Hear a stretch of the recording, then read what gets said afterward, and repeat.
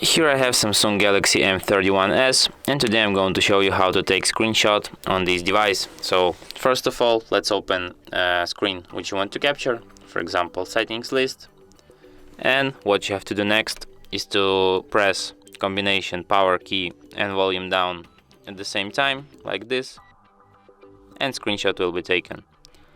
Let me show you one more time. Power key and volume down, and that's how you take screenshot.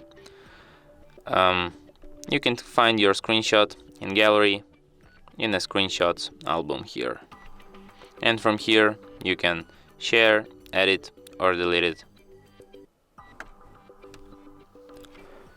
And that's it. Thanks for watching. If you find this tutorial useful, don't forget to hit that like button and subscribe to our channel.